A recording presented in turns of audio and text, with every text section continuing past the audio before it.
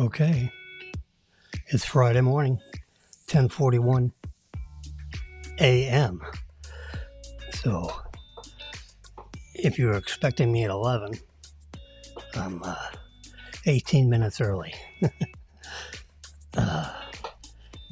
If you were expecting me at 10, I'm 42 minutes late. Technical issues, you know how it is. This is a simulcast. We're on 3 social networks live and in color, here in sunny Boca Raton. And hello. I solved my technical issues. We have our background music. We've got our video card up here working when we add it. There we go. And look at that. My pulse was 80 at 1:58 a.m. Yeah. You can see in this chart, it's a graphic. If you see it on my iPhone, it's a lot more detail and goes into all kinds of parameters which I don't understand. And I'm a pretty techie guy, but some of those values I don't know and how to evaluate. Like the difference between this peak and that peak, and the how high the peak is and how distant it is from peak to peak. Anyway, it's even regular cardiologists don't really deal with that. I think. Anyway, I'd have to take a class in cardiology. I got a Cliff Notes card, and I know, what certain conditions are called and whether they're good or bad. That's as far as I can get. But my cardiologist says, pats me on the back and says, Jimmy, you're doing good. You're doing good. Next time you come, bring your blood work. Somehow or other, he can't access my medical record at the hospital. And he's right across the street from the hospital, but I think his equipment is a little old, and he has to have updated equipment in order to access the medical data because of HIPAA requirements. HIPAA. Anyway, my pulse is good. My Apple Watch is almost fully charged. You can't hardly see it over there. Oops.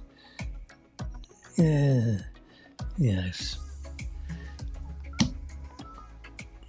I'd have to refocus the camera, and I don't want to bother. From what on the 9th, September 9th, by the way, this is the 6th, 7, 8, 9. We only got 3 days to go. And Apple is going to disclose, beyond all the leaks, what their new iPhone 16 is going to look like exactly.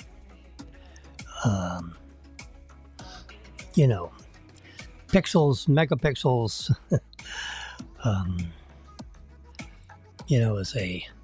As a photography guy, here's my iPhone. You see it over here. iPhone 15 Pro Max, which is the large screen, 6.9 inch. This is actually 6.7 inch. You get a couple more millimeters, 3 or 4 more millimeters with the new phone.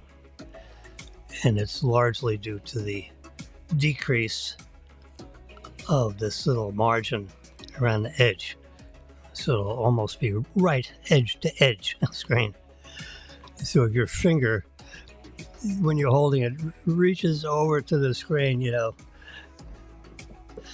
it says, oh, are you touching me or not? Yeah, so you have to make sure you don't let your finger lap over the edge if the screen is edge to edge, if you know what I mean. All right, there's my pulse, which is okay. Blood oxygen, 88%. That's a little on the low side.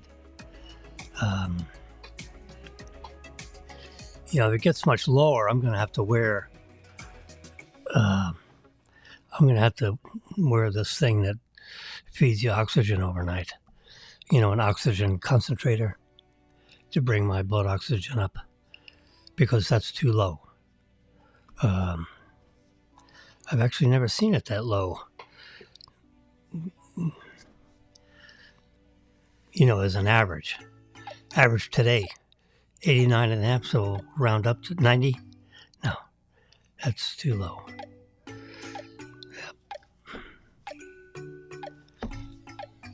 This is a picture, which really, has that been,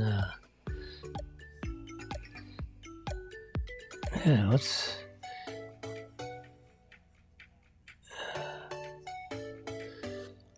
I'm doing a little image editing while we're live and in color here. That's what that looks like, yeah. How about that? Pretty nice, huh? That's a picture of fall. What the trees look like in Germany, where that is. And this train is going over this old rickety wooden bridge. Not with me in it, no.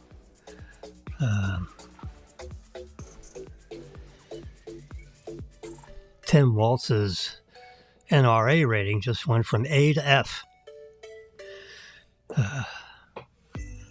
Part of a shift from Democrats on guns. And now you had a shooting in Georgia. So as the Democrats say, never let a disaster go to waste with our anti-gun movement. Turns out the FBI has known about this kid for, you know, a year. But they didn't do anything about it. They went and visited him and his father in his house. They may have noticed a few things, but not enough where you could arrest or, or do something, legally. So a year later, the kid picks up a rifle and all of a sudden he's shooting up a couple of math teachers, a couple of students, seriously injuring 9 more that had to go to the hospital. And a total of 30 were injured. And the other, 25 or so were probably stampeding over each other and hurt each other, trying to get away from this beast. So, guns don't shoot all by themselves. It's not the gun's fault. It's like if you get in a car accident, what are you going to do? Take all the cars off the road? No. You rehabilitate the driver. Yeah, the same thing with guns. It's not the gun's fault that some, kid that's demented decides to go kill people.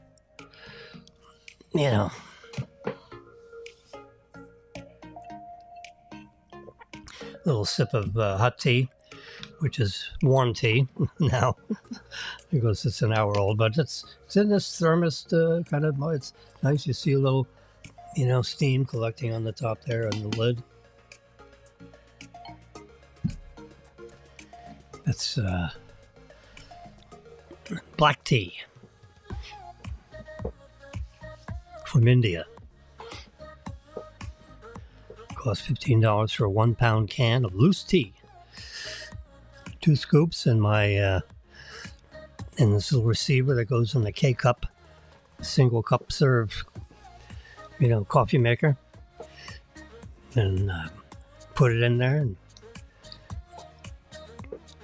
put it on the maximum setting, maximum number of ounces, which is like 12 ounces. And then I do it again, but count to 20 and then turn it off.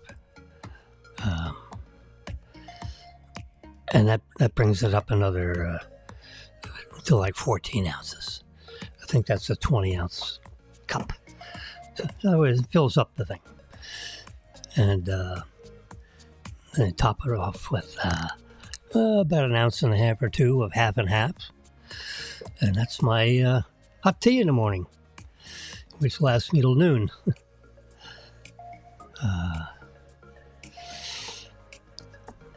That's a reminder to let you know that at 1 p.m.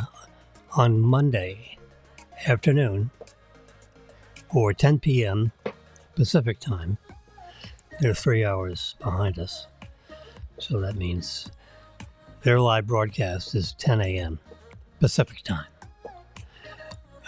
which equates to 1 p.m. Eastern time. And they put on a nice, hour and a half presentation. A little bit of advertisement about Apple and and all that stuff. And then they get into the announcement of the iPhone 16 Pro Max, everything to do with how many cameras they sold last year, which is 250 million. Can you imagine? That's a lot of buttons. 250 million. These lenses. Look at that. 1, 2, 3. Multiply 250 million times 3. That's 750 million little lenses. I mean, the supply chain is just staggering. They delivered 250 million new iPhones last year. And now they're going to probably sell 300 million of these. Marilyn and I are on this program where you turn in your phone every year, and you can get a new iPhone. The price of the phone, of what you pay, is you pay $136. It's a 36-month payment plan, interest-free.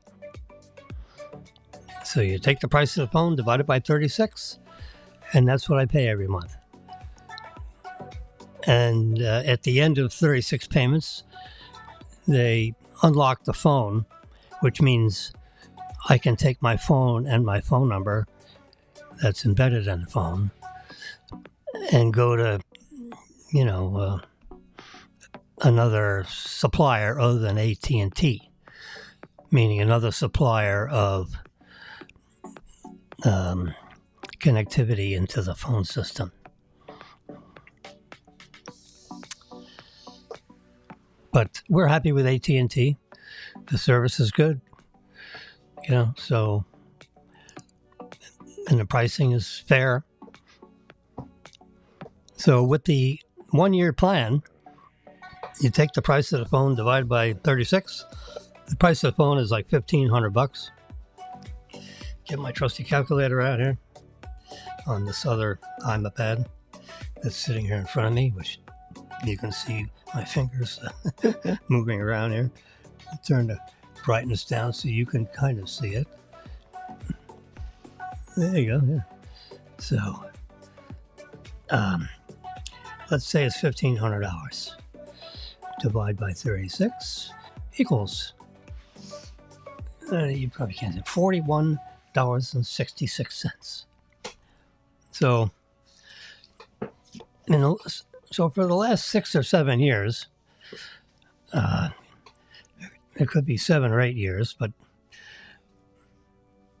going back in time, we've never gotten to the 36th payment. because we turn the phones in every year.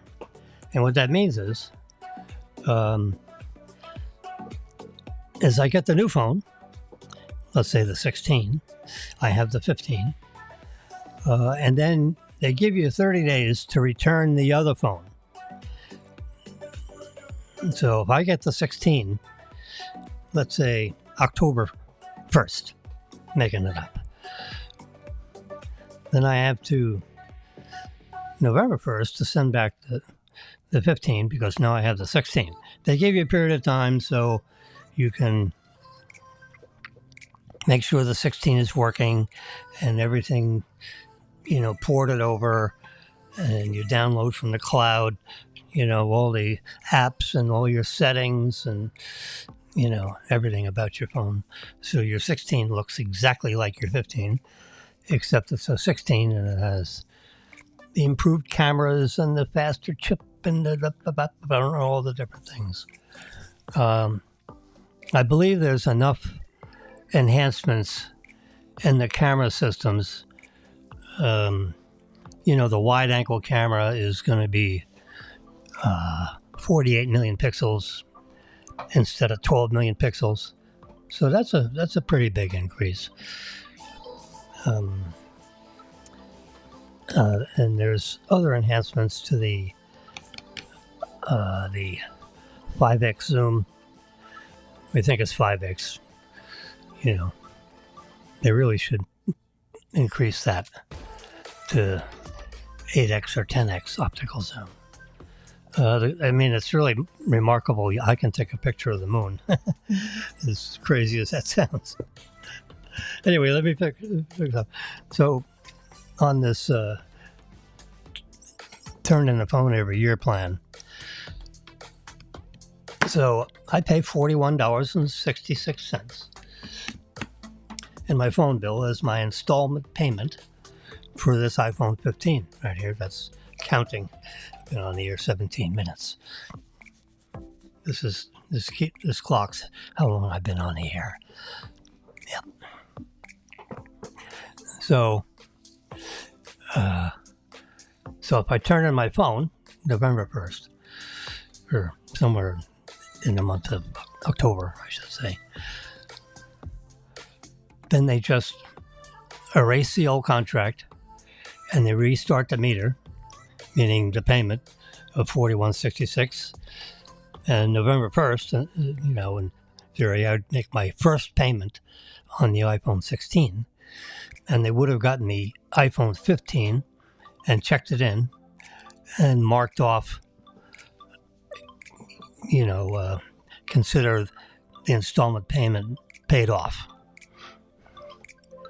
And, you have the phone that you're turning in has to be in good shape, no cracked glass, no dents, normal wear and tear, which is nothing, the phone's, if I take the case off here, it's, as brand new looking as you can get.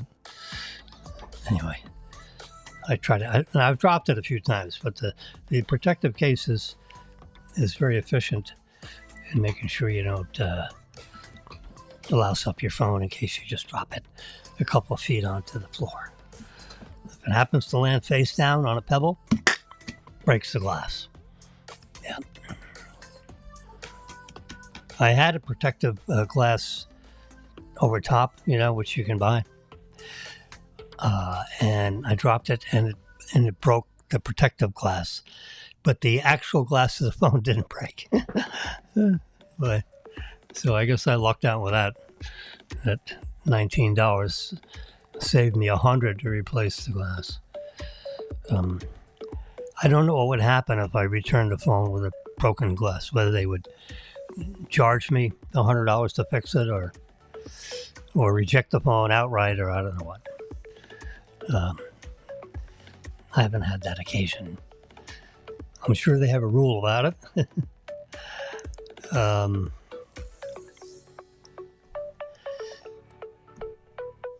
So, the big news yesterday,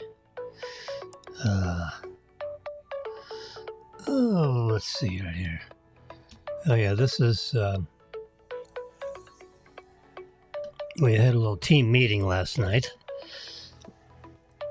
and Marilyn, Daniel, and I are going to cover the FAU game, take pictures, and supply them to the Sports Information Department.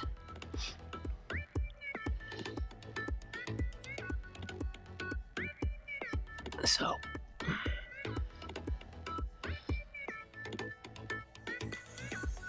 just looking through these all these things.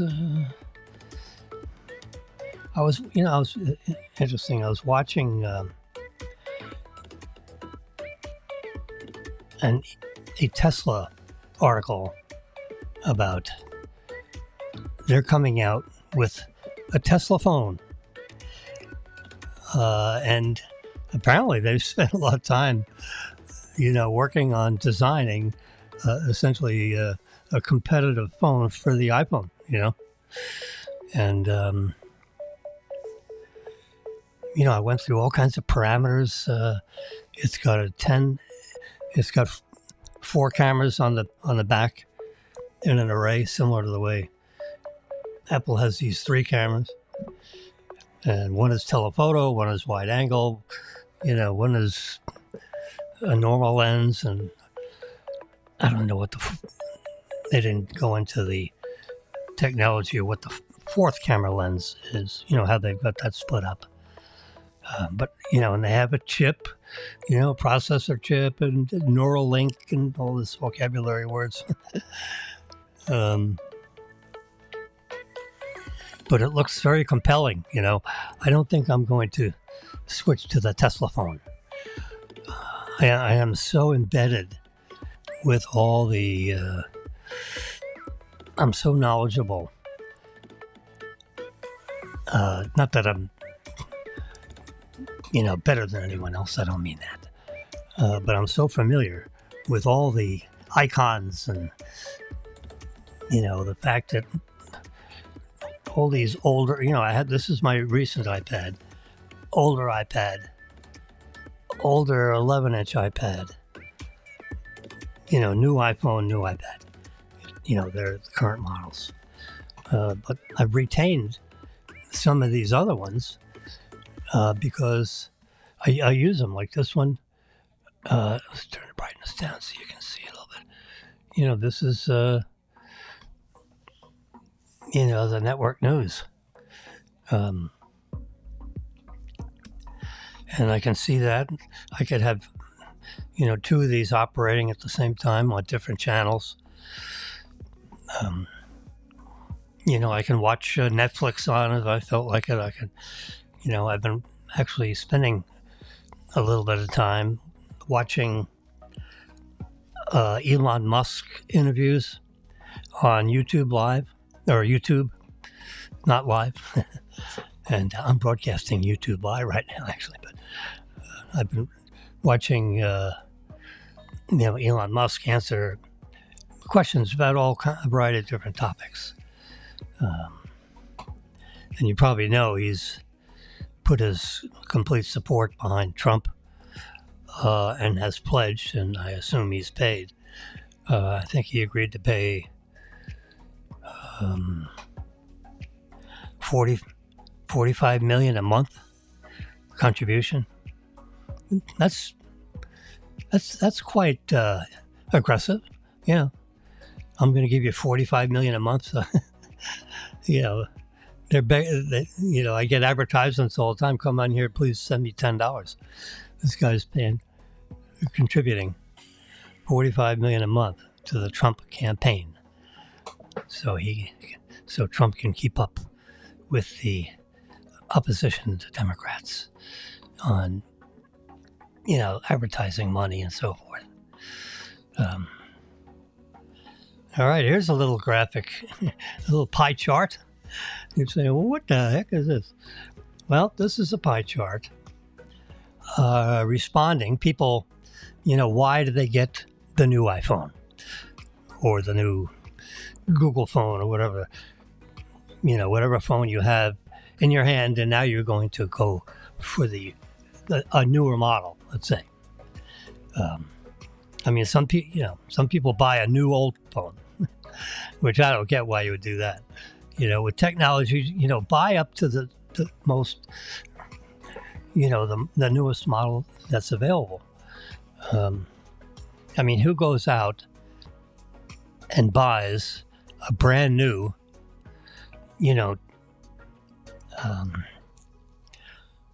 2012 Oldsmobile?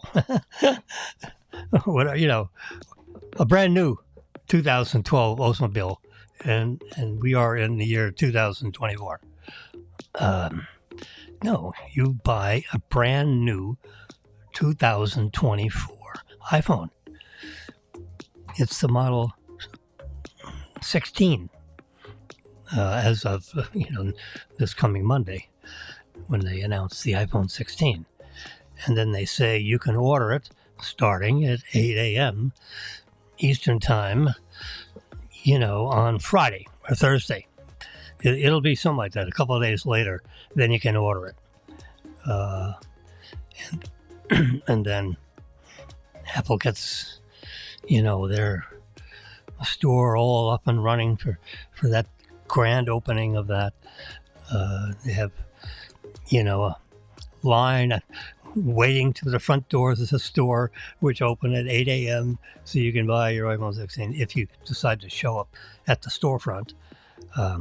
I did that one time just because I was writing an article about it, and I figured, you know what, I need to experience it. And it's really amazing. You get online. I got online at I think it was 2:30 in the morning. Can you imagine? And there's there's like several hundred people already online at 2:30. 2:30 a.m. And the store doesn't open until 8 a.m. So at about 6 a.m., the Apple Store people start showing up because they know the 8 a.m. grand opening of their iPhone 16, or I don't know what. It was probably the Model 12 or something. I don't know. It's a few years ago. And I wrote a nice article. It's on WordPress, FAU4U.wordpress.com. You can read the article. Seriously. But anyway, so I had to, so I stood online. I took pictures of me online, like selfies. And all these people there, they're a buzz about the new phone, and they're talking to each other about why it's going to be better or not better. It's unbelievable. Anyway, so this pie chart, digressing to the graphics here, which I'm shaking over there on the right side of your screen. All right. 44% of everybody are going to turn in their old phone and get a brand new one because they feel their phone is obsolete. Now, maybe they have an iPhone 12 and it's now, you've gone, 4 years later, right? It's time to turn in that old phone because the battery won't keep a charge. And what are you going to do? You're going to spend $100 and then another $100 for the new battery. It costs you $100 to open up the phone, and $100, for the new battery. It gets to the point where, it's not worth it to keep maintaining your old device, particularly when it's technology, because there's so much going on with the processing and the way it handles colors. And, the iPhone and all these portable devices that you can buy from competitors, are spending a lot of engineering time on the cameras. And it's, now it's more than one camera. It used to be one camera, when the first iPhone came out, 14 years ago. Now they have, 3 cameras. One's a normal lens, one's a wide angle lens, the other one is a telephoto with the quad prism technique, with the way in which it, deals with 5x optical zoom. The design is originally from Sony, because the Sony, their pocket camera, which was thin, almost not quite as thin as an iPhone, it was a 10x optical zoom. So they could expand the X's, increase the telephoto amount. But, Apple is very incremental in the way in which they keep, making things slightly better. They don't make it as good as they possibly could make, with the highest possible specifications in every category. They want to leave room for improvement, so it's a steady progression of phones from iPhone 15, 16, 17, and so forth. If they do it all at once, then it maybe takes a couple of years before they could have the next incremental increase, so that the period of time between new releases would then be 2 years apart instead of 1 year apart. So now they're annual incremental increases. Anyways, these people turn in their phone because the phone that's in their pocket is now considered obsolete. One of the reasons that motivates them would be the lithium-ion chemistry. I'm a chemistry guy. I was trained as a chemist, oddly enough. Chemist becomes banker. The line to stardom is not a straight line up.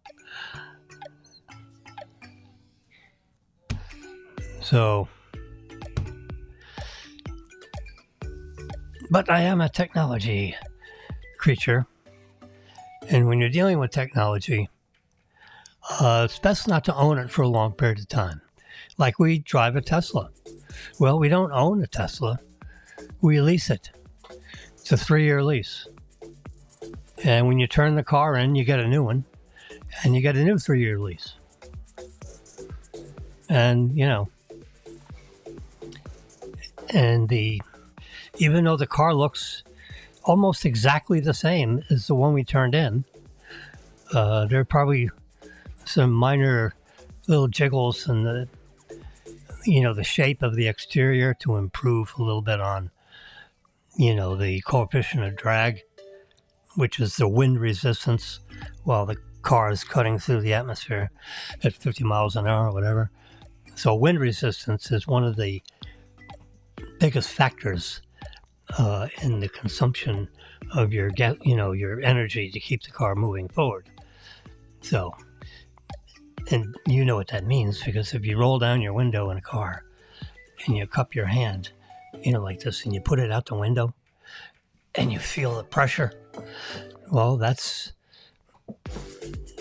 what the coefficient of drag is all about. So instead of your hand interfacing with that wind at 60 miles an hour, the car is going through the air and there's resistance against the car. Well, if the car is the right shape, the air will bend around it. And the wind resistance will be, much lower if the car is, gone through wind tunnel testing and so forth. And they keep experimenting with different shapes and all this. But Tesla has spent a lot of time in creating the right shape of the car so that it interfaces with the wind in such a way as to have the least wind resistance. So when you turn your car in every 3 years, I've noticed that the coefficient of drag has gone from 0.24 to 0.21. So, that's a 10% decrease in the wind pressure against the car, which means that you're going to get, a few, more miles for the same amount of energy, that you've put into the car. I call it energy. The amount of electricity in the battery. We're so used to gasoline and gallons. So, but so if the wind resistance is improved, which makes the old car obsolete. Remember this graph? It makes sense to turn your car in every 3 years so you get the newer car. Well, who cares who's on the title? It's, it costs us $600 a month to drive the Tesla. That's what the installment payment is. And then you add the insurance. Not counting, you get 10,000 miles a year worth of driving, 30,000 mile lease, and it costs $1,000 a month.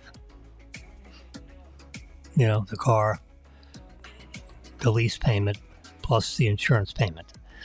Added together, $1,000 a month. It's been that way for the 3 years of the other car, and the 1 year we're driving the new one.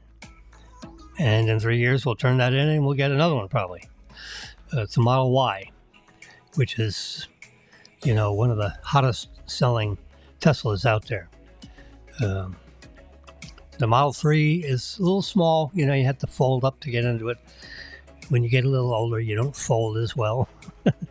So, the Model Y, the seating is a little more erect, I would say. Whereas the Model 3 is a little more streamlined and you're laying back, I like to sit up, I like to sit up straight and be up high in the seat. I don't like to be low. I like to be up. So I lift, you have a control, you can move the seat up. Some people like to sit real low and back. One of my sons, he's like back like he's asleep, No, I don't like to be in the layback mode driving a car. So anyway, one thing about technology is that it obsoletes itself, with the next iteration, with the next improvement, whatever the improvements might be. But with the Model Y Tesla car, when the improvement in the quality and the smoothness of the ride with the 2024, we got it in March, and the serial number is like, counts up about 250,000 cars. So they made 250,000 of these new cars before we got ours in March. So that's about how many cars they sold in the first quarter. 260,000. So anyway, we got our car March, 20th, something like that, right about my birthday. But anyway, the quality of the ride of the new Model Y compared to the old, I always, over the years, a couple of years, I told them, I said, this ride is a hard ride at this Model Y. Maybe they're doing that on purpose, to give you a more sporty feel. I'd rather have a smooth ride. Well, I'll tell you what, the new Model Y has a very smooth ride. I'm really impressed. And there are other incremental changes, but, it looks the screen, everything, you have a big display in the middle, and you got a brake pedal and you have an accelerator pedal and, a couple of buttons on the steering wheel, but not much. Not a lot of buttons. Everything is software controlled. It's unbelievable. And you get about 300 miles of range on the battery. So, which is plenty. If you're on a road trip, there's a convenient charging location that Tesla, I can go from here to New York or here to Atlanta or here to almost anywhere.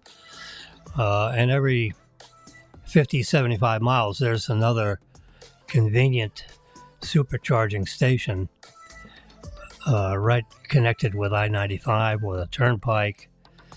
They got a bunch of charges, in the turnpike, fueling things between the lanes, how they do that.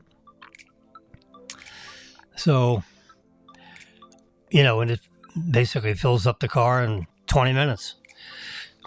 Maybe it's 26 minutes. So you park, you back into one of these charging things, you plug it in, and then you go walk across, the sidewalk over to the coffee shop, get yourself, a drink to go and, a little bag of potato chips or something, whatever you want, or a ham sandwich, and then you pay for it and you go to the bathroom and relieve yourself. And then you waddle back to the car, and in 4 more minutes, you're sitting in the car, and bing, the little alarm goes off and says, you're full. And then you unplug the car, the cable from the car. It automatically charges, pays itself, with the credit card or debit card that you already have in the system. It'd be the same source as when you make your monthly lease payment. That's all stored in the car. And it's stored in your phone because your phone is your key, which is really amazing. There's no key to the car. They give you like a credit card. It's black. I don't know if I've shown you that. I have it right here. One of these little silicone jobbies. See, I got my business card in this window. And if I open up this silicone, I don't need to do this. I'm just to use the card. I'm just showing it to you. So when you buy the car or lease it, you get this black debit card looking thing. It shows you where to tap it, and you just tap this on the column between the front and rear window of your car, either side, and there's a sensor in there that reads the card, and it unlocks the car, and you can, drive and lock your car. So when you get out of the car, then you tap that on the columns, locks it up. And that could be your entire methodology for driving the car. But they prefer, so I keep that with so if I valet my car, if you valet, I'm not going to give them my phone. Your phone is your key. You keep hearing that. Your phone is your key. But also the card is your key also. But when you valet your car, you're not going to give them your phone. So you leave this with the valet. Instead of leaving him car keys, I leave this thing. It's red, so it's very obvious. It's got my name on it. Hey, Mr. Jim, how you doing? There you go. So that's what I leave with the guy when I valet the car, which is not often. I don't know. I have a thing about, handing a $50,000 car over to somebody I don't know. Like a valet guy. Valet guy says, hey, I like this car. Goodbye. Instead of driving it off and putting it in the parking lot, he keeps on going. Anyway, this one has my driver's license in it. And this one, just with that logo thingy, has I think, a debit card in there for paying, so when you go to the drugs, when you go to the Publix and you're going to go, buy some groceries. Let me see what's in here. Yep, that's my TD Bank debit card. So in each one of these little cases, I've got a debit card in one, I've got the key in the other, and then this one has my driver's license. And the other card that's in there, because there's 2 in each of these, is my concealed weapons permit. The nationwide concealed weapons permit. Yeah, oh my God. That makes Marilyn happy. Anyways, my driver's license. So I carry, when I instead of carrying a wallet, I just put these 3 things in my back pocket.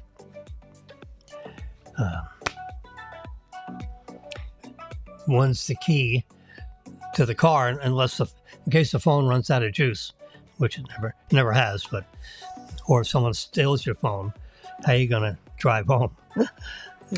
So this is in my back pocket, and my phone is wherever, and it'd be unusual that my phone would get stolen, because unless someone hit me over the head and grabbed the phone, I wouldn't leave it anywhere. No, or at least I haven't yet. Okay, so one of the reasons you turn in your phone, going back to where I started, is it's obsolete.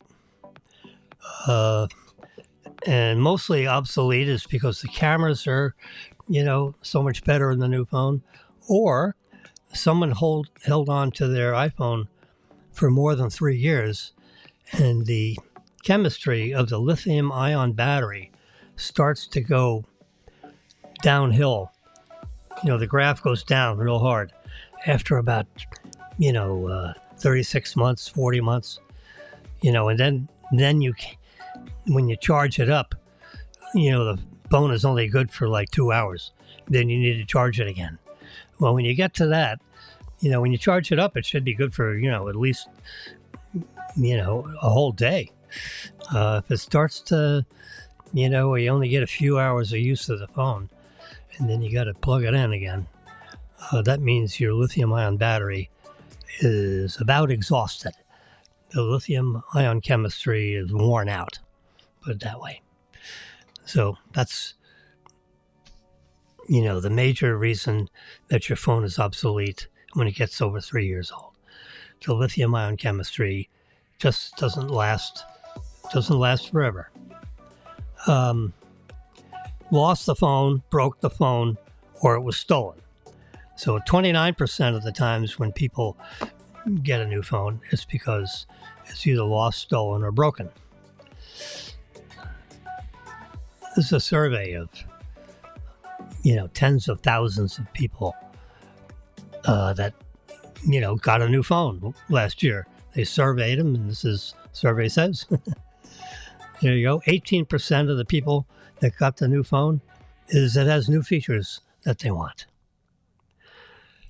6% of the reason why people turn in their phone is that the network carrier like AT&T or Verizon, gave them some kind of an incentive to come with us and we're going to get you a new phone. Well, 6% of the time, they got the new phone because of a financial incentive provided by somebody, either by Apple, or which is rare, or by Verizon or AT&T. 2% of the time, they turn in their phone because of the network. The new phone, works on 5G instead of 3G or 4G. And then 1% of the time, friends and family. So friends or family help them get the new phone. Meaning like what perhaps I do with our 2 kids down here. We got 4 kids, 2 down here and 2 live elsewhere. The 2 here live elsewhere, but they're close by. One's in Virginia and one is in Maryland. Anyway, so that's why. So those, you add that all up, it should add to 100% because it's a whole pie.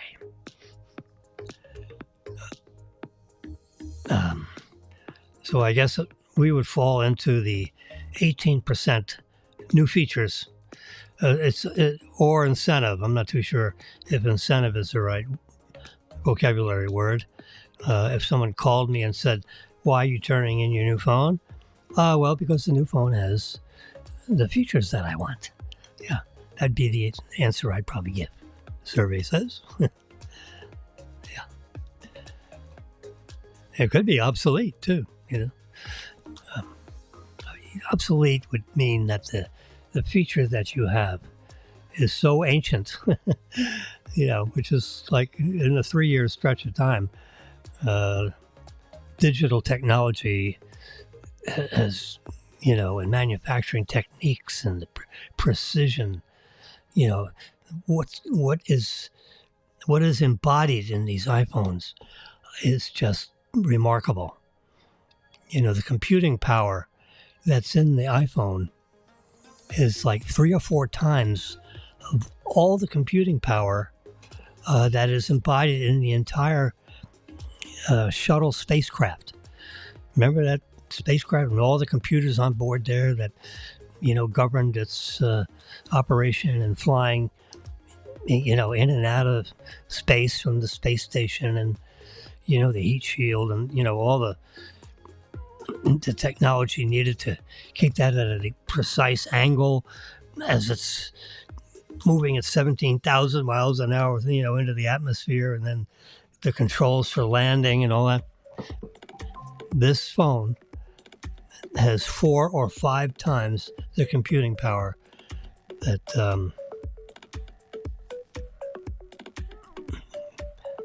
was embodied in the entire space shuttle. Which, that's kind of the same thing for the watch. It's like 2 times for the watch and 4 times for the iPhone. Can you imagine the Apple Watch? There's twice the computing power is everything that's on the entire space shuttle. I mean, to me, that's, mind-blowing to think that that's possible.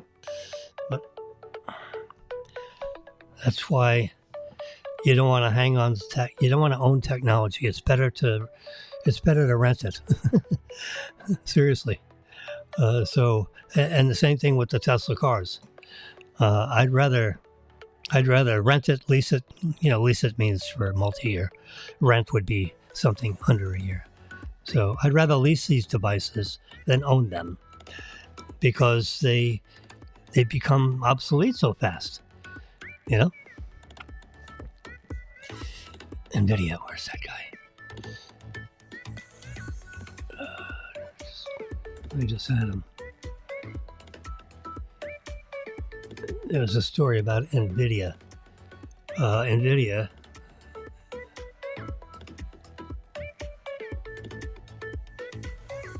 there it is.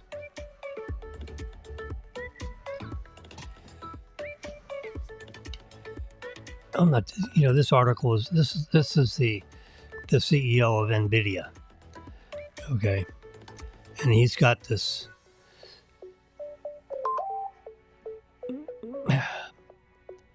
He's got this graphics board that you plug into a computer, or you plug into a server, and it has this chip. And it's, I'm not too sure what's on this board, but NVIDIA makes this graphic chip, which has huge computing power. And when they make these chips to handle all this high-speed graphics procedures, it speaks well for the chip that can handle, because the graphics chips that are needed to drive these computers, for the gaming and all that, is, high amount of computing power. Now, you don't have to use these chips, for graphics. You could use it for, AI, which, is the big, the big talk of the town now is AI. Well, Elon Musk is building this huge computing, the most powerful computer, ever made. And what he's done is he's buying 100,000, and then he just put an order in for another 300,000 chips.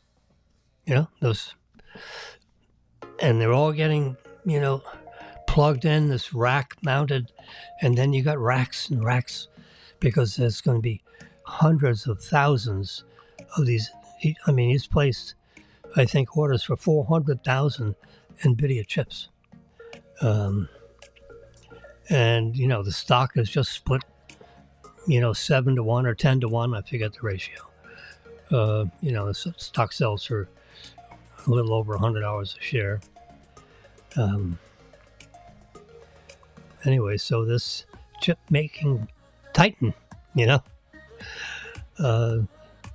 stock is NVDA. Well, a huge number of shares outstanding, and it dropped 10 or 20% in value because, some rumor of some sort. Anyway, the reason why I'm bringing it up is Elon Musk just announced on one of these videos I watched that he just placed an order for 300,000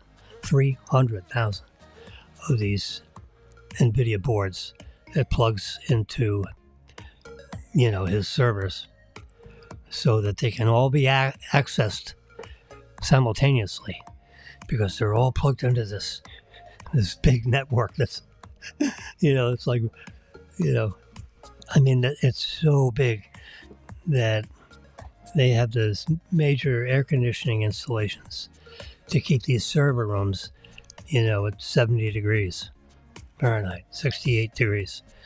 STP, standard temperature and pressure. So the thermostats are all set for 68 degrees. And these chips, warm up, They're not 100% efficient.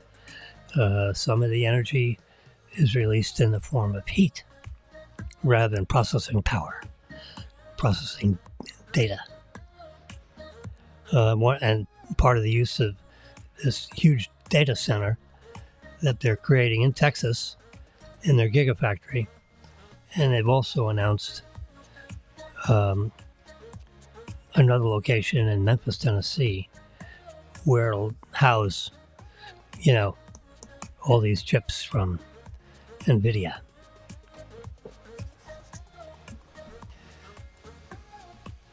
Because of this AI and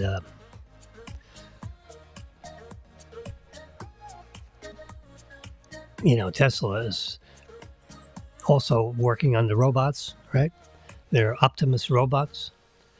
And the computers that's inside the chest of the Optimus robot is the exact same computer that's in my Tesla. That's embedded in the dashboard, behind the dashboard. There's a computer that's, the size of this, a little thicker.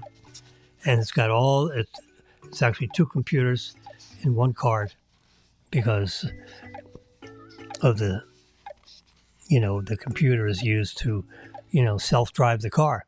They haven't finished the software for full self-driving where you could sit in the front seat and you could read a book. You don't need to have your hands on the steering wheel at all, or the brake pedal, or the accelerator.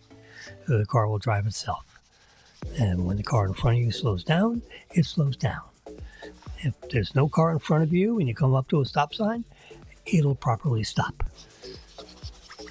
And then proceed straight or left or right, depending on the directions. And the self-driving car has 8 cameras to make sure you don't drive yourself into another car.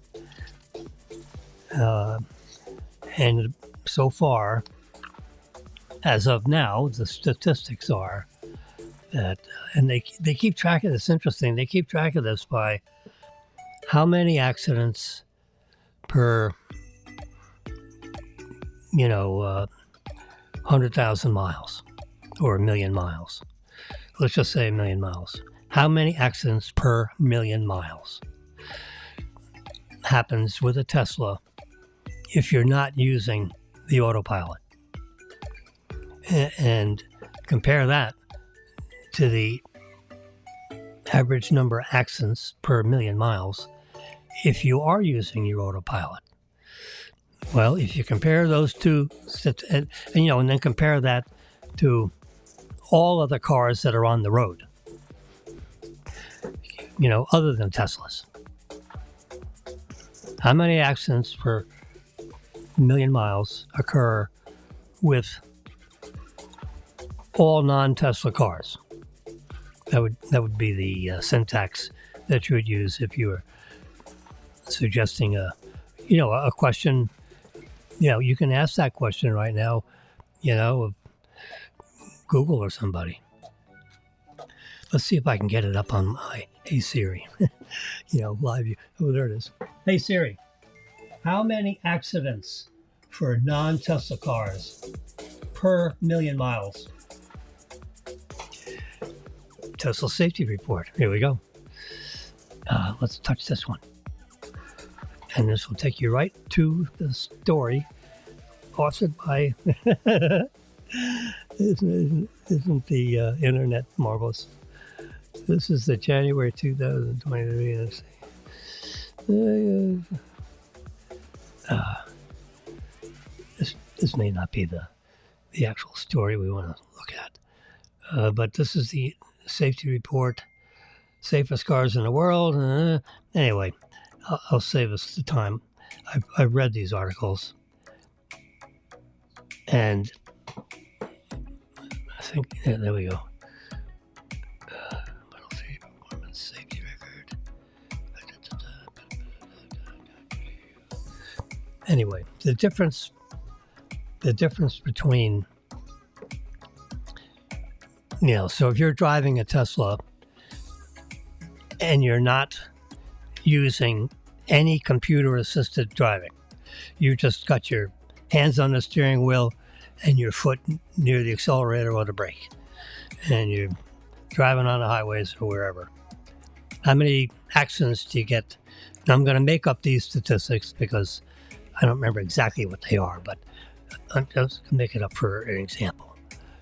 So Tesla cars are apparently, the drivers are safer than all other non-Tesla cars and non-Tesla drivers. Because the driving record of non-Tesla cars with non-Tesla drivers, is, let's say, 10 accidents per, 100,000 miles. Well, with the Tesla drivers, but no computer assistance, the number of accidents per 100,000 miles might be 3 instead of 10, or 3 instead of 7. It's about half the number of accidents just because the Tesla cars and the Tesla drivers are safer. It's probably both.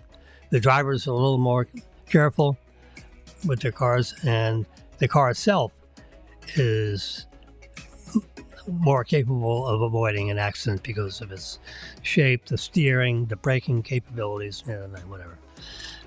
Now, the next question. So let's say it's seven accidents per 100,000 miles for all other cars. And for Tesla, it's 5 accidents per 100,000 miles, with no computer. If you turn on autopilot, it drops down to like 2 accidents per 100,000 miles,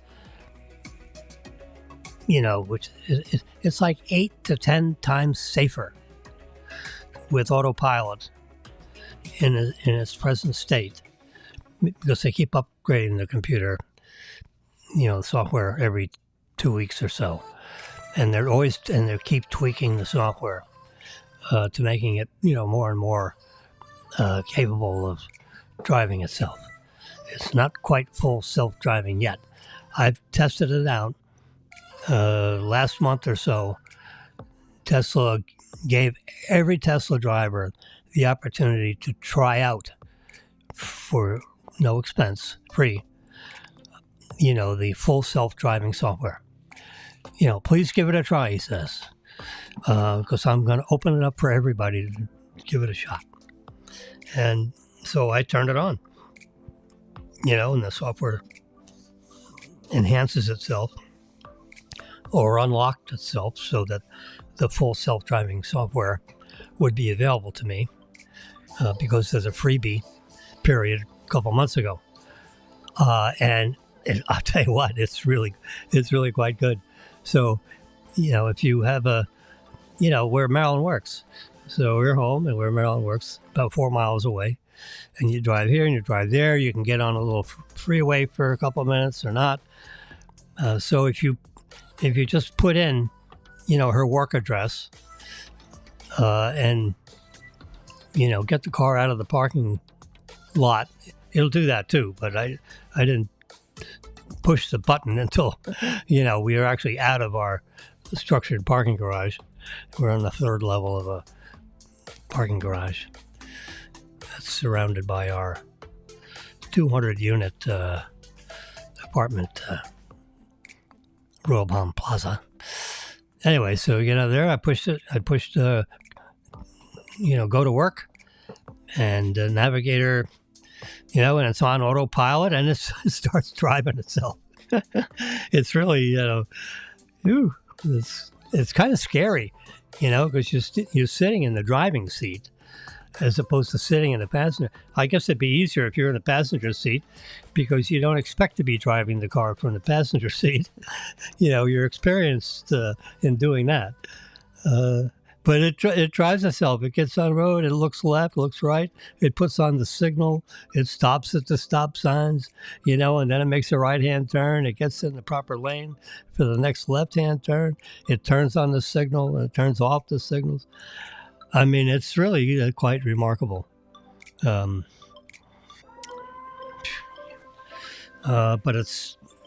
it needs a little more fine-tuning, apparently. It's like 9 times safer than the average human driver. That's how they declare it when they talk, because of the kind of statistics I just, ballparked for you. Because if you use the autopilot, they want it 10 times better, rather than 9 times better. So a little more fine tuning to cut down the accident rate. Even lower. And that's pretty nice. I mean, if you turn on the computer software, it is, 1,000% better, which would be 10 times, right? Order of magnitude, is 10. So if you're one full order of magnitude safer than any human driver, than the average human driver, but that's the way to say it. That's the way you want to be. And pretty soon they're going to be going to the state of Florida and saying our software now is level 4, and the car can drive itself. And we have the safety reports, which we are supplying to you, and then the state legislature, each state legislature. We're a federal republic of states. They don't go, it's not a national thing. They go jurisdiction by jurisdiction. Tesla goes to, when they're ready, then they provide their information to the state of Florida, and the state of Florida will examine it, test it, review it, call in the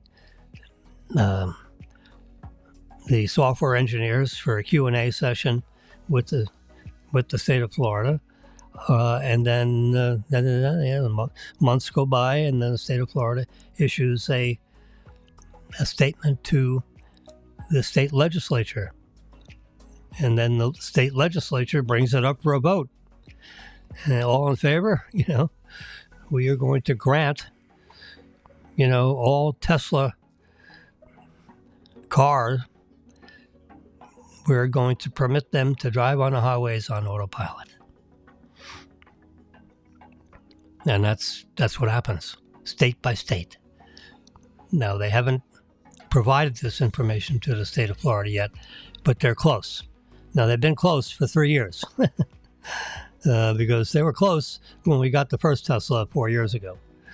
And now it's 3 years later, and they're closer, but they're not there yet. So, they changed the whole system to Neuralink, and, they use all these vocabulary words to describe, the new software. But, they're not quite there yet for level 4. And level 4 is we're at level 2 right now. And level 2 means you have an autopilot feature, but you must remain vigilant for what's your surroundings. Which means you got to be attention and look out the windshield because you're the pilot of the car, and you have to have your hands on the steering wheel. That's level 2. Level 3 is one step more automated than level 2. You don't have to have your hands on the steering wheel, but you must remain vigilant. And the car will drive itself, but you must be in a position to immediately take control of the car at any time. That's level 3. Level 4, it'll drive itself, and it'll take care of all its emergencies, so you can go take a nap. And level 4, level 5 would be a device, a vehicle where there wouldn't even be a steering wheel or pedals. You just sit in, a car or a bus kind of a thing, and there's no driving mechanisms. There's no steering wheel. There's no brake pedal. There's no accelerator pedal. There's no speedometers. The vehicle is completely self-capable of driving. And when it stops, the doors open, you get on it, and then the doors close, and then it goes to the next stop. And it's a complete loop where these buses go in circles through a certain route, depending on, where people want to go. They have, I believe, I've read there's a French company that has French-built vehicles that look like buses with no steering wheel, no brake pedals, no speedometers, no driver, no pilot. They're buses with no pilots. And they have 25 of those that are built, operating in Las Vegas, moving around, all the roads in Las Vegas to the different hotels, casinos, and eating places, and shopping centers, and whatever. Because, they're people that live in Las Vegas, by the way. And they work, they may be dealers in the casinos, they may be, maid services, they may be, chefs, all kinds of people that are in the kitchen, people that take care of the hotels and, open and close the front doors, all the souls, the individuals that are required to operate a major world-class casino and hotel, and eating, fine dining, and dealing with the napkins and the cleaning the silverware. I mean, it's a huge operation. Well, they have those casinos work 24 hours a day, so they have 3 8-hour shifts, and people come and go, and they go home, and they have families, and they have kids that go to school and all that. And anyway, this bus network runs not too far, all around the city in Las Vegas, taking people from here to there. And I don't believe you pay anything. I think it's all part of the hotel, casino, that all those commercial establishments, pay into a fund that that reimburses the French company that made the buses. Maybe they pay by the mile or whatever, but that comes out of a budget that's financed by the downtown Las Vegas, city taxing system.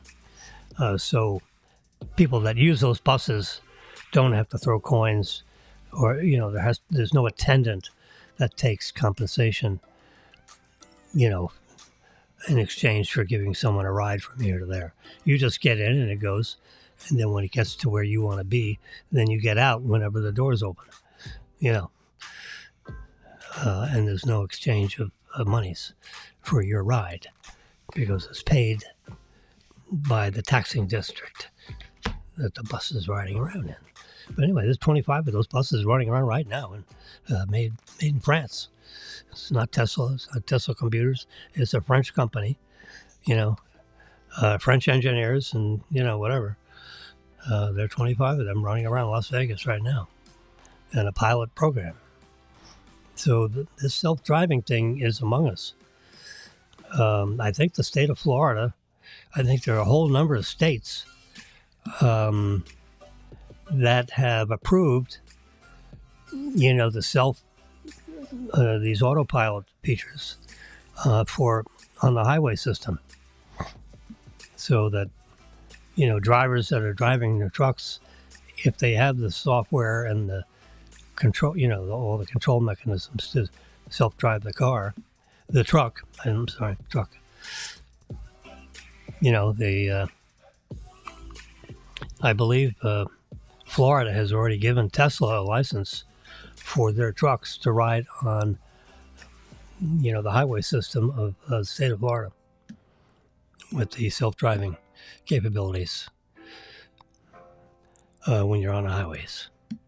So that's like important because, you know, people, you know, at 4:30 in the morning, they fall asleep, you know, behind the wheel of a big semi-tractor trailer, and all of a sudden, you know, you got 10,000 pounds of sugar all over the highway because it crashed when it went off the road because the driver fell asleep. Well, if you got the self-driving feature, a computer, you know, autopilot kind of thing, that'll keep all, you know, if you start to fall asleep right now in a Tesla car and you're on autopilot, the car will bing and bong and make noises. You know, your lids start, because there's a camera watching your eyes. Can you believe it? Oh, there's a camera there's a little dot right up where the mirror is, you know, on the stem that holds the mirror to the top frame of the car. There's a little hole there, and there's a little camera, and it's watching all the occupants of the car, and it's watching the driver, and it's seeing if your eyes are open or not open. They just did an update where the software has been enhanced so it can watch your eyes through your sunglasses. Oh gosh.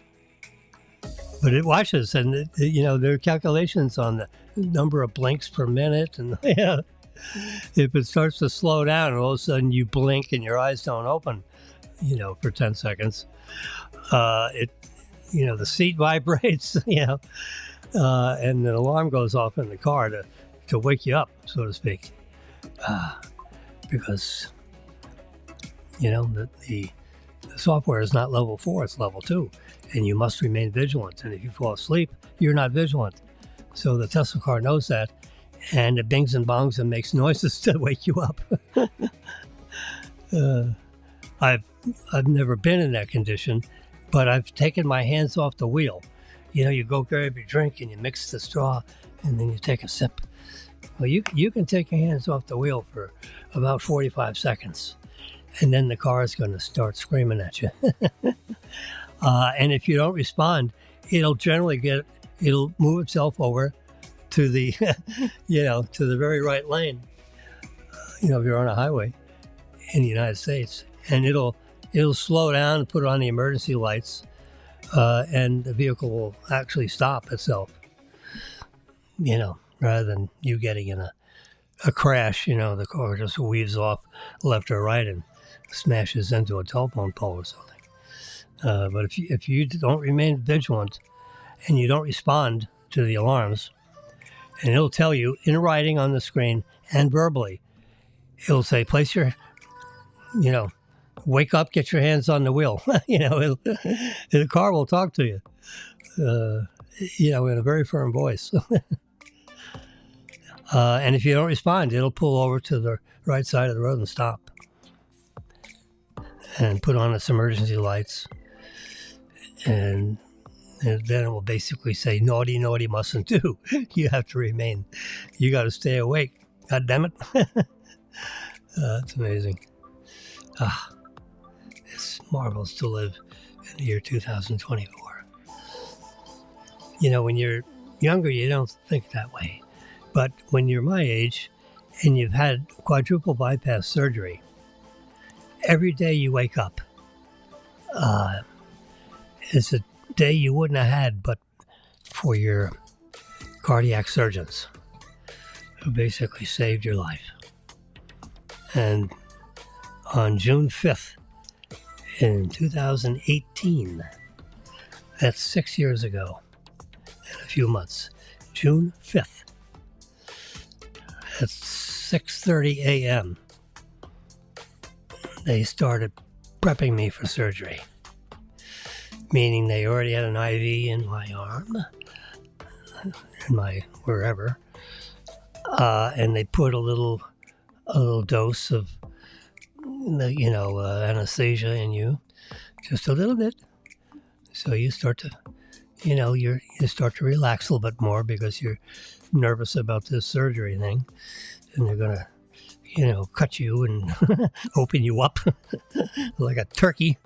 I mean, I really never thought about it when I was laying down on this hospital bed when they wheel you into the place where no one else can be except for your anesthesiologist and your cardiologist.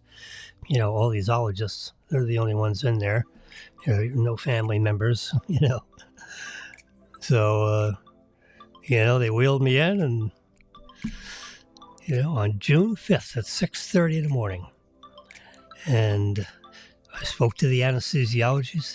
He asked a few questions, I don't remember what they were, but they were something about who I am and what's your name and what's your birthday, to make sure they had the right guy on the gurney.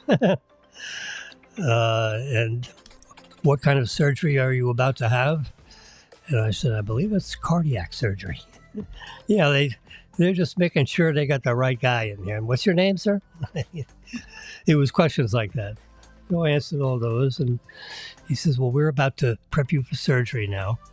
And you're going to go to sleep very soon. And then the nurse would squeeze in a little more of whatever the chemical was, and bloop, I'm like, I'm done. Whatever it is, it puts you immediately to sleep, and your vital signs start to change so that you don't feel any pain and all that kind of stuff. And then they do whatever they do. They paint and they wheel you into the surgery room and you have your surgery. It was 10 hours of surgery, by the way. I got in there at 7:30, and it took until 5:30 at night when they were done. Can you imagine? 4 bypasses. So each bypass is done separately. It takes a couple hours per bypass, apparently, because it was 10 hours. And then I came out on the other end into the recovery area. And, I'm all swollen up from the surgery. All my little pinky fingers look like thumbs. I mean, Marilyn took a picture of my fingers wrapped up with her fingers, and you could definitely see Jimmy's fingers were different than her fingers. It was like I wrapped her up with 4 or 5 sausages instead of fingers. Your whole body, at least my body, is all swollen from the adverse drug reaction to the anesthesia. 10 hours worth. It's a long time to have your body in this altered state, to suppress the feelings of pain and so forth. Oof. Anyway, that was this session here is not to talk about my surgery. I'm just telling you that when you've had an event like that, and I didn't have the kind of heart attack where I fell down to the floor holding my chest. I was watching the news, and all of a sudden my heart rate went up to 150, and my watch alarm went off. And it says, Jimmy, you're sitting on the couch, and your heart rate is 150. Either there's something wrong with the watch, or there's something wrong with you. It's probably you. So what's going on? How come your heart rate is 150? So it said, take your blood pressure. I mean, the watch is telling me to do my blood. I'm telling you the truth. So I find my blood pressure thing. It happens to be right here in a handy place. And I put it on, and, it took the blood pressure reading, and I look at it, and it says, holy crap, 190 over 120. Geez, I'm about ready to explode. But I'm just sitting there watching the news, and I didn't actually feel anything. You'd think you'd felt your chest, but no, it came up on the sensors in the watch. And then when I took my blood pressure, I said, oh crap. So I took my iPhone. I grabbed a bag, like a baggie thing, these little, bags that you get at Publix when you buy 4 bottles of wine, one of those giveaway bags. And I put my watch in there. I put my iPad in there. I put my wallet in there with my identifications, my cards, medical cards, and so I had my iPhone, my iPad, my charger, my medical identification stuff. Took off my jewelry, put it in the bathroom where I take my showers. And then I knocked on the door because Marilyn was on the outside of the glass doors talking to her sister on the phone so she wouldn't disturb me while I'm watching the news. I said, Marilyn, I opened the door. I said, Marilyn, we have to go to the hospital right now. Hang up. And that's all I said. And she immediately went into going to the hospital mode. She got herself in a condition to go to the hospital. And I said, you'll be driving. And I grabbed my keys. I said, keep your phone, grab whatever you need. Bring something to drink or something, because I think we're going to be in the hospital for a while. I have a heart condition of some kind here. My pulse is like way up and my blood pressure is even higher. We need to get in the car. She said, well, let's hook. No, I'm not going to put an ambulance because it'll take 20 minutes to get here. You drive and I'll be at the hospital. The hospital is 1.1 miles away. So let's go. So she said, okay. So I said, I can actually get out of the car and walk over to, the front door of the hospital. Just drive an emergency. And that's what we did. 6 years ago, June 5th,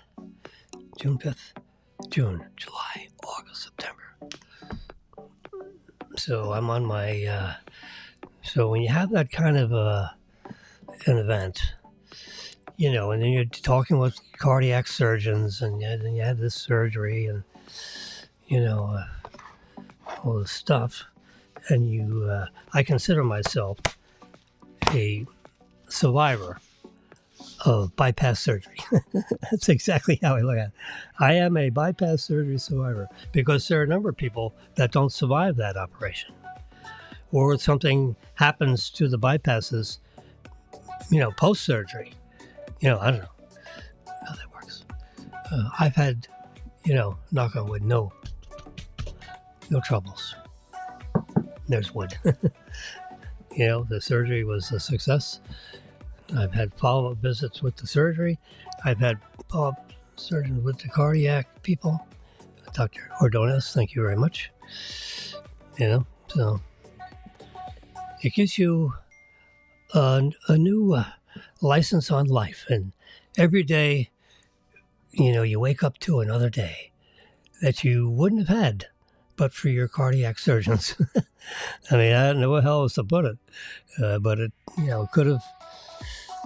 I could have not gotten.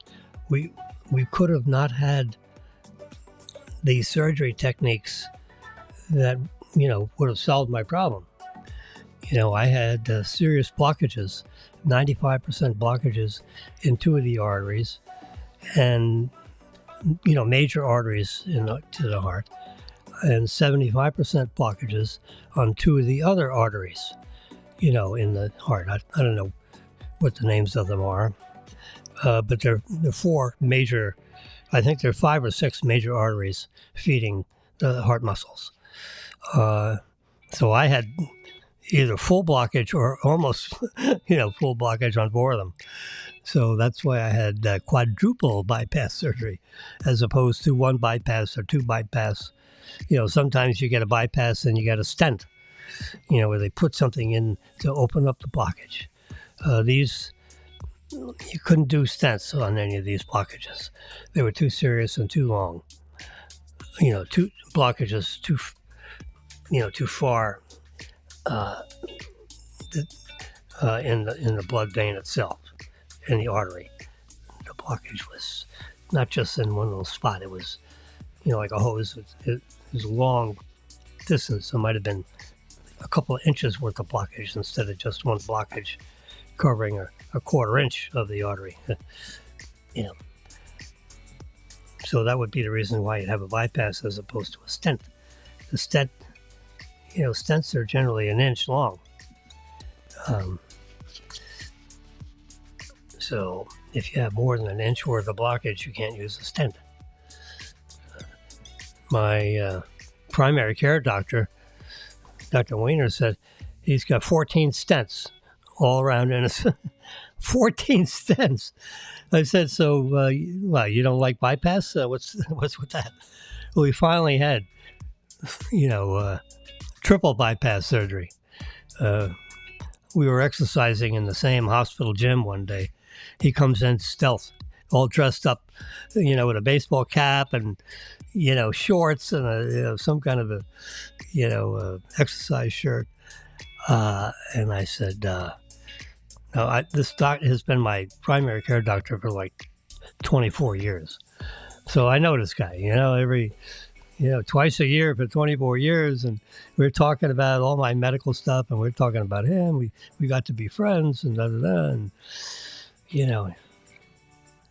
so I said, Dr. Weiner, are you stealth? He laughs at me. I said, I see you. I'm on a treadmill, walking fast in a treadmill, and he walks by all stealthed out so he couldn't be recognized by anybody. Because, he's on his private time. You don't want to have to deal with a patient, and I feel I got a pain here and a pain there. So I talk to him like he's my neighbor because, he likes to be friendly with people. He just doesn't want to have to treat everybody he talks to. He comes into the hospital gym all stealthed out in his outfit that makes him look like a regular schmuck. I thought that was kind of funny. I started laughing. He looks at me, he says, why are you laughing? I said, because you're all dressed up in your stealth clothing so no one could notice you. I said, that's pretty cute. I understand. Sorry, I'm giggling at you. He laughs back. Anyway, every day is a nice day after your cardiac surgery. It's like a new lease on life. So that's what I meant by that. So you have, look at this. You got all this Kamala stuff, and Trump. It's interesting. She's running a campaign of feel good. We're happy. And I'm not going to convince you that I know how to run the United States government. I was number 2 behind, a man that's been in government for 50 years, Biden. And she was the vice president, Kamala, under Biden. But he was running everything, and she's like, what do vice presidents do? They go to funerals, and God knows what they do, or how their work is assigned. And if you don't have a real CEO as the president of the United States, then he wouldn't delegate. He delegated. He says, you're in charge of the border, So she became the border czar. Now she's running away from that title now that she's campaigning to be president, because the border is in a complete state of, there is, people are just walking in. And if a border guard happens to encounter, that illegal alien. You know, they get the name and phone number of the guy or girl, and then they let them loose. That's their idea of a closed border. As long as they get the name and the number and the fingerprints of the people coming in, that there's no vetting. In other words, if he's a bad guy, got let out of jail, they wouldn't know it, unless the guy said so. And if you said so, they'd still let him loose in the country. I mean, it's terrible. So she's proven herself as being not capable of shutting the border and doesn't actually want to shut the border, apparently, because they're trying to get as many people in the country as possible because they think it's good for the country. It's actually good for the preservation of their power because they're likely going to be more Democrats in that pile of people than conservatives. And therefore, they'll get more votes in Congress, and they'll get more votes for national elections every 4 years. They'll get more votes for electing, Democratic House of Representatives people. And that's a gradual change in power. Now, you have 340 million people in this country, and they've, let in about 15 million. And then you got 6 million, that were already here from the Obama administration, the dreamers. So you had, let's just round down, if you got 14 million that have just come in over the last 3 years, and you got 6 million that came in, the dreamers from the Obama administration, that's 20 million. That's like, what's 10% of 300 million? 30 million. So you've let in, 8 or 9% of your entire population is made up of illegal aliens. No country can survive too much of that because, she is promising that they will all have health care. Government paid. There's no copay. Government pays for all. Now, our own veterans don't have insurance that's good. They have copays, and, now maybe, so we don't know what the details are of this insurance, but they're completely covered for medical care. So if they have a hernia operation, they're going to get it, or do they have to wait 9 months to get the surgery, or, how's that all work? When Trump got in there, he made sure the veterans' hospitals worked up to snuff, because if they didn't, the veterans could decide to go to any private doctor they sought out, and the government would pay the bill. But give the veterans hospital a shot at it first. And if they don't take care of you right away, you can go anywhere you want. And guess what? The veterans hospital shaped up and had an over 90% approval rating. Today, it's got a 40% approval rating because there's no emphasis in this administration to make sure the veterans hospitals are taking care of our veterans. So the rating is, way down in the 40 percentile. Where under Trump, it raised up into over 90 percentile. So, I mean, that's all CEO stuff, Now, some people say they don't like Trump. Well, I don't particularly, like his personality either. I don't care. I'm not having him over for dinner. I want him to be a hard-ass CEO to run, there's like 1.5 million people in and around this government, divided up into, the Secretary of State and the Secretary of Defense. And, you add up all these people, it's millions. And the pyramid goes right up to you. You're sitting on top of the entire government of a 340 million population, country. And it's, it's got a military, it's got police, it's got Secret Service, it's got border people to watch the border, which is not happening right now. It's broken. So you need a kick-ass CEO to keep all these parts working right. And right now we don't have a kick-ass CEO. Right now we got, an older man that's, it's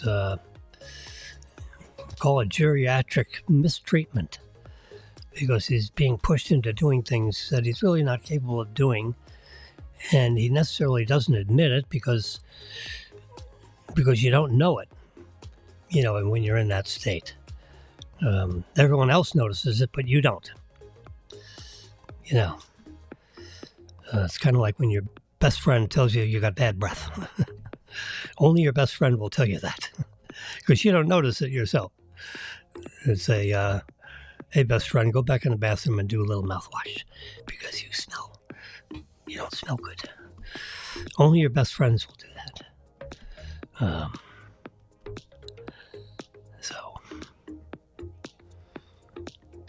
Anyway, so we have an election going on here.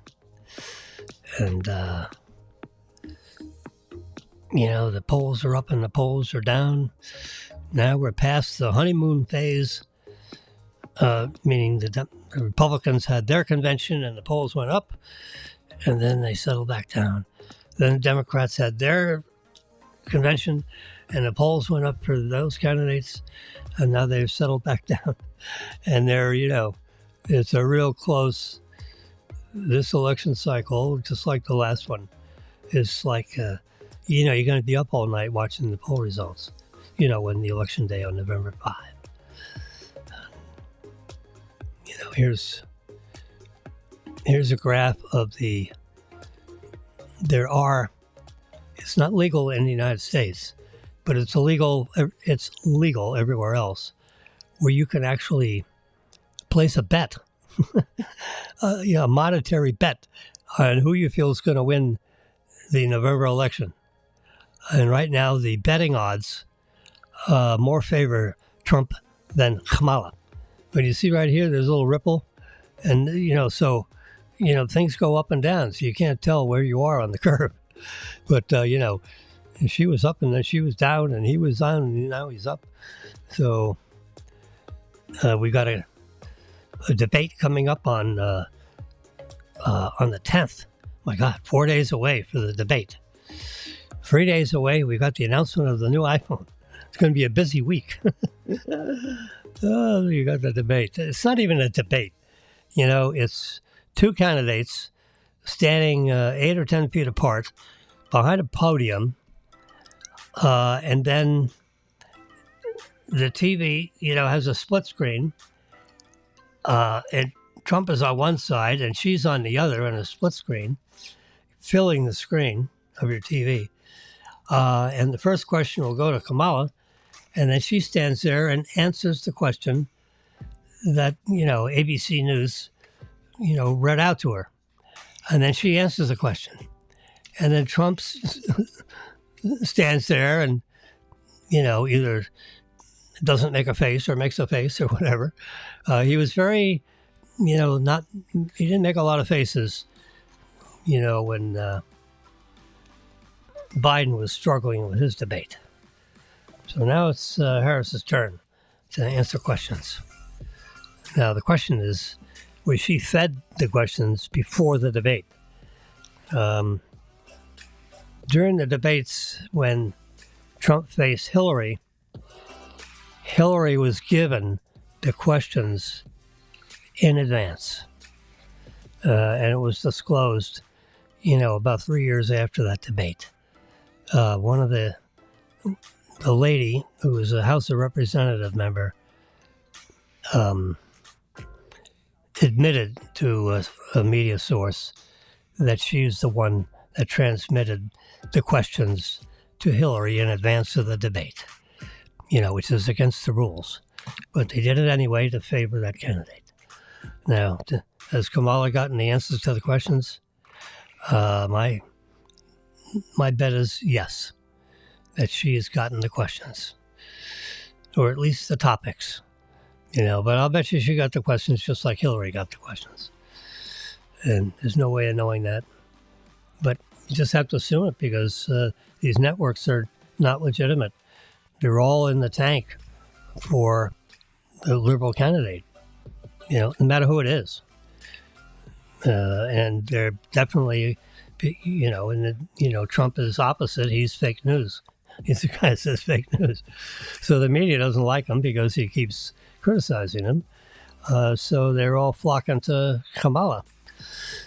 So he's like running against the media and her. So he's running against two things: the media and the opposite presidential candidate. But he's a smart cookie, and he's like the Elon Musk in a sense of building buildings, and he had a shot at running the government, and so Kamala has to run, against Trump's record. How about record low of 1.4% inflation? The average inflation and she can't run. She has to run as an incumbent because she's been in power. She's the lady that says, I've been in the room last, meaning that everyone left and then the two of them chatted about whatever decision that had to be made. So she's part of the incumbency, and they have a record, and it's not a good one. The economy is, gradually coming out of a very serious recessionary. Now we find out that they've overstated, the number of people that are at work. The Department of Labor had to restate, by 883,000 job people that don't exist. Which is, so all we got 140,000 new jobs. Well, you had to take away like 65,000 for every month that they reported because they overstated it. And it's, oh God. So, a number just came out today, which is supposedly understated. Less than what they expected. So it's it's a recessionary trend that's going on here, which they don't like to have publicized because it makes them look bad, because she's incumbency. And, so that's what's going on in the world of politics. So we're getting ready for a debate. Yeah, we're also getting ready, because I'm a technology guy, we're getting ready for the iPhone 16. And they're having cases, and there's on the right side of the phone, which you see all the right edges here, there's an extra button. You gotta, they put an extra button.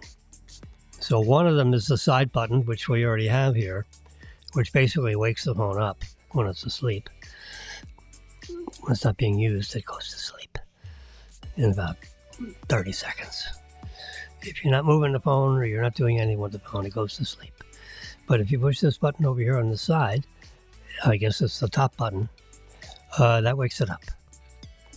And no, I don't know which one is which, but there's an added button. There's two buttons on the side, and the 15 has one button on the side. And one of them is going to be, you press it to activate the camera. And it will take, you can press that to actually capture the exposure, like the shutter button. But it will also, if you press it halfway down, all the camera stuff will start waking up onto your screen. And you'll see what the lens is looking at. And you press it the rest of the way, and it'll capture, autofocus, auto expose, and use the right camera because of the distance between the camera and the subject. It can analyze that distance too, because you got 3 or 4 cameras there, and it's like a pair of eyes. You can see how far away things are and estimate the distance because of AI. Yes, sir. Yeah, Apple Intelligence. That's what they're calling AI. They're using the A and they're calling it Apple. Good idea. Anyway, there's a side button. And all the case manufacturers have to accommodate the change in the buttons. There's not a lot of change in the dimensions or the shape of the iPhone. It's probably enough to where it needs a new case. Yeah. I mean, in any case, you got to have a new case because you need access to that second button. And, so the buttons have shifted around a little bit. This one is about 40. They've moved the buttons. This one looks like it's in the middle of the phone, and this is, an inch and a half away from the middle of the phone. So it doesn't even correspond to the one depression that's already on this case. Yeah. The button where it's now is like between these two, estimating what I'm looking at here. Yep. So the case manufacturers are going to have to accommodate. So, all the cases aren't any good. If I have an iPhone case here, I'm going to have to pitch it when I send the phone back to AT&T. If they don't get the phone back, guess what? They charge me like $900 for the remaining balance under the installment agreement. Remember my 1-year deal? Divided by 36, I'm paying $45 a month I call it to rent the phone, because I've never gotten title because I keep turning them in. And I don't have to turn them in every year. I could turn it in 18 months, 15 months, whatever. But the soonest you can turn it in is annually. You pay the tax on the purchase of the phone because it's an installment agreement for you to buy the phone, and the first month's payment. And you then get exclusive use of the phone, until you pay it off. And if you decide to get the new phone this year, that's it. You pay the tax on the phone and 1 month's payment, and you're on your way to acquiring the iPhone 16. And you've got 30 days to get the other phone back to AT&T with their they give you a pre-addressed label and everything in the box when you get the new phone.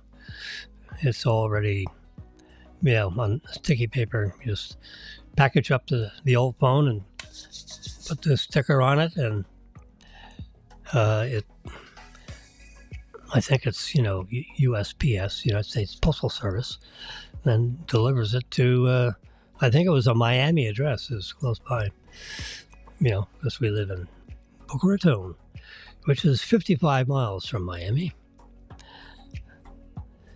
This guy got in trouble because he's a Navy commander of this boat, Cameron Yates, and he has his scope on backwards.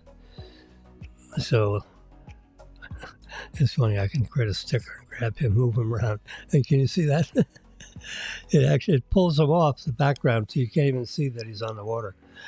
It's the magic of the iPhone operating system. Oh, Lordy.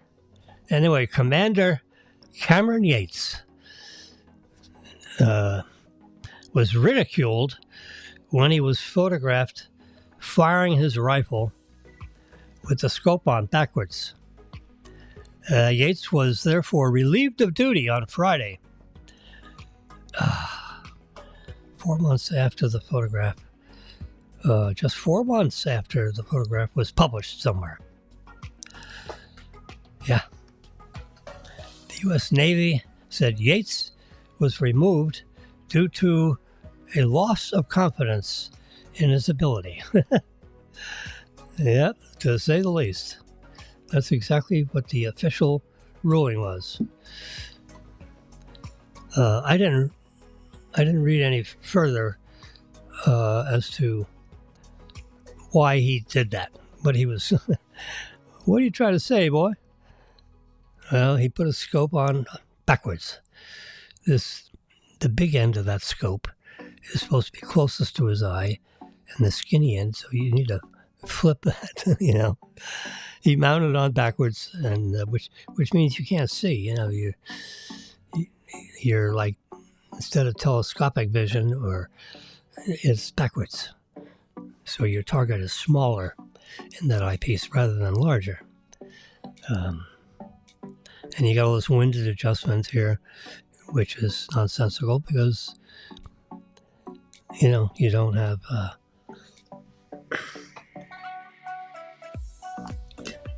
you don't have focus on your target if the scope is backwards. So he was telling everybody something, but the United States Navy did not understand or believe in what he was trying to say to everybody.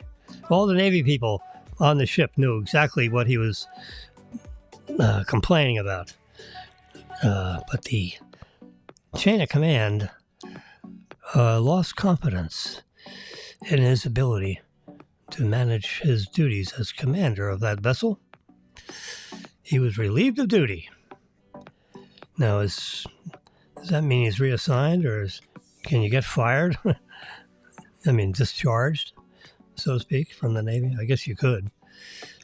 I don't know if you'd be dishonorably discharged. He fired it. You can see the two casings in the air there. It's an automatic weapon, so it pop, pop, pop, pop. So he took a couple of shots, and whoever took the shot got the actual casings, in the air that get expelled from the rifle after a couple of fast shots. Bang, bang, bang. It shoots around, 15 shots a minute. Every couple of seconds, or every second, 60, maybe 30 rounds a minute. There you have, I don't know. It's an automatic weapon. Maybe three rounds a second, 180 rounds a minute, maybe 100 rounds a minute. It's faster than, you pull your finger.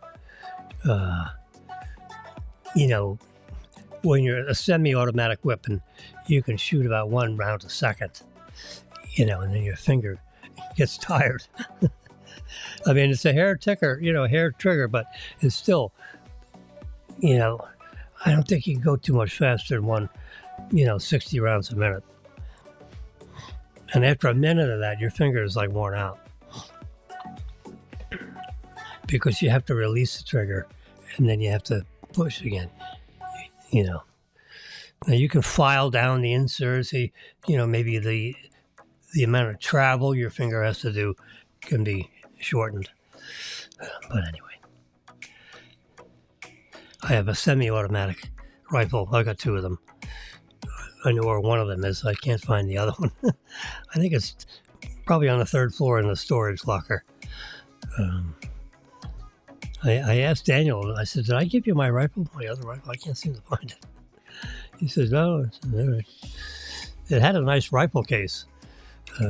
This rifle here, I got it in a laundry bag because I don't have a rifle. And I didn't like the new, this rifle case I have, the other rifle in. It's nice, compact, it's not made of leather, but it has leather parts on it. It's like a real heavy, thick kind of a canvas kind of material. So it holds the rifle real nice. Gives it a little bit of padding in case you bump into something. If you're going to throw it in the back of your car, it's a nice case. The modern cases they have today are, these big bulky plastic things, which I didn't like. So I was looking for my old rifle so I could grab the old rifle from the casing and put this rifle in the casing and put my old rifle, in the laundry bag. Anyway. All right, kiddos, it's 12:41 p.m. and I'm coming up on exactly 2 hours. And I think that's enough for a Friday. I tried to keep it non-political. But we had this Chinese lady that's been arrested because they have determined that she is, according to the story, a former aide to the current governor and Cuomo. And she was secretly a Chinese agent, the U.S. government alleges. She promoted Chinese interests and stopped the governors from meeting with Taiwanese officials. So, because China wants to take over Taiwan. So, you had this aide that attempted to dissuade. That's the opposite of persuade. Dissuade the governors from meeting with anybody from the Taiwanese officials, because the Chinese are trying to choke them off from contact with the U.S. people. And they apparently gave this Linda Sun, that's her name, Linda Sun, gave her millions of dollars. So her and her husband could have a lavish, they call it mansion on Long Island, probably the North Shore, and a very nice condominium in Honolulu. Paid them millions of dollars. They drive fancy cars, and now they've been what have they done to them? Have they indicted them? It just says that they were doing this. They didn't say what the government did to them. I guess they were indicted, charged as being spies, caught red-handed, using the red. It goes to the Chinese thing. Nice looking lady, too bad. Now she's going to have to spend,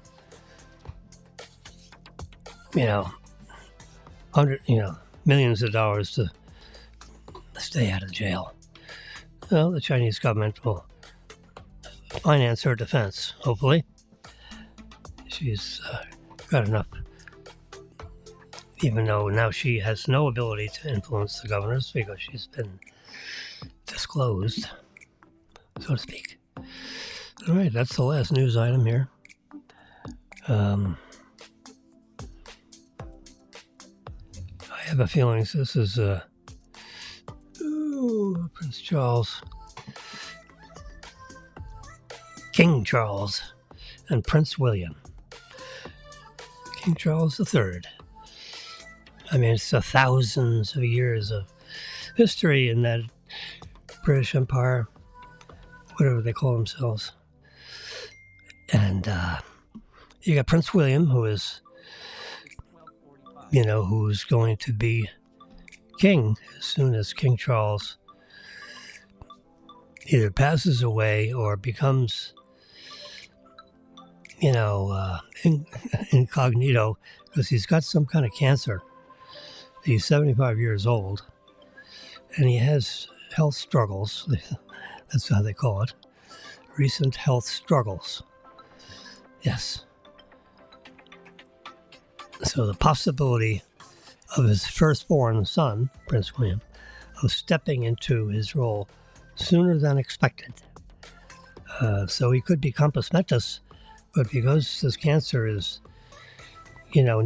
taking him over, and he needs extensive medical treatment, which keeps him out of his monarch duties, kingly duties, King Charles would hand the throne over to Prince William, his firstborn son. Yeah. So I understand that Prince Henry, the red-headed younger son of Princess Diana, that's the firstborn son, Prince William, and then you've got Prince Henry, or whatever they call him, Henry.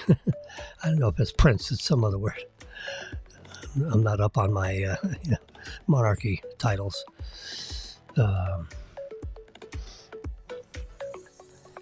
Anyway, so Prince William has a son. So he's first in line. Then his second in line would be his son. I believe Prince Henry is like fifth in line. So you got to get rid of all the Prince William side of the family. And then the uncle becomes the monarch. If something happens to all the family members on the Prince William side of the family. Because Prince William and Henry, they're brothers. This is the oldest brother, and then the other is the youngest brother. So the oldest brother is the one that Prince Charles would hand the throne to. And I believe Henry is fifth in line. I remember seeing that somewhere. So I'm assuming that Prince William has two sons. And the three of them would have to be disposed of somehow in a terrible car accident. And then you'd have Prince Henry that would get the throne. Not pictured here. The redheaded one that ran off with the actress and left the monarchy, because they didn't want to be, they didn't like what some of the monarchy was doing. So they reacted. I would say overreacted. Said, we don't want to be part of this craziness. Well, I have a feeling Prince, and believe me, they don't talk to me. I have a feeling that Prince Henry would rather be back under the fold of the monarchy. I don't think he likes where he's at right now. Anyway, one more last thing. DJI, the drone maker, has come up with this tiny little drone called Neo. It weighs less than your typical iPhone. That's why it's out there. And it also gives you a little frame of reference how small this thing is. But it delivers high-definition pictures and videos. Really, 4K video capability. The only thing higher than that is 8K. And none of our devices that you have really plays back 8K. So I don't know why you'd want 8K movies. I guess it's downward compatible to 4K. It takes like every other frame or something. Or it takes every other pixel to bring the pixel count down to 4K. 8K has 4 times the number of pixels as 4K. It's a power of 4, I believe. Yeah. So it has to take every other pixel horizontally and vertically. There's software that can do that. So I guess it's downward compatible to a 4K display, which I have hanging on my wall here. The Tiny, I read the specs on it. They're really. I have a small one. It's not that small. It's light enough to slip under the registration requirements specified by the FAA. It's the Mavic Air 3, I think, or Mavic Pro 3. They have a 4, which is, of course, slightly better than the 3. So I have it in a case, with a couple of batteries, and I just haven't gotten around to taking that thing off of my table that's on my patio and flying it around and bringing it back. I guess I should do that, and you can see, it does, it'll record high definition videos. So I go around the other side of the condominiums and look and see what their view looks like. I guess I should do that one day just for the hell of it. It's legal, because it weighs less than 250 grams. It's 249.5 grams. I mean, really. Is that crazy? That was the specification. As long as that's, and of course, with the age of miniaturization, they're going to get a lot of drone under 250 grams. There's a lot in this one that's in this case. It does better pictures, better specs than this guy. But look at this. I mean, you can't even hurt your fingers. My propellers are exposed. This, you'd have to stick a pencil in there. It's the only way you could get involved with the propellers. This is completely shielded, which is pretty nice. So you can turn that on and just sling it in the air and it'll start flying. Amazing, the technology. That the software can stop it from spinning and get control, and then you use your finger things on your iPhone. Oh, gosh. Wow. Anyway, so that's it. You all have a nice weekend. Get a nice rest, because I want you to go on to the Apple streaming network and find out everything and read everything all about the iPhone 16, just so you can stay be educated as to the new technology that Apple is offering the buying public, just so you stay up with things, current events. 1 p.m. Eastern, noon Central Time, and so forth, down to 10 a.m. Pacific Time. 10 a.m. sharp. They start the broadcast like 10 seconds after the hour of 1 p.m. Eastern. It's pretty much on the dot. Maybe it's just the built-in delay over the streaming. In case someone says a bad word, they can snip it out before it gets broadcasted.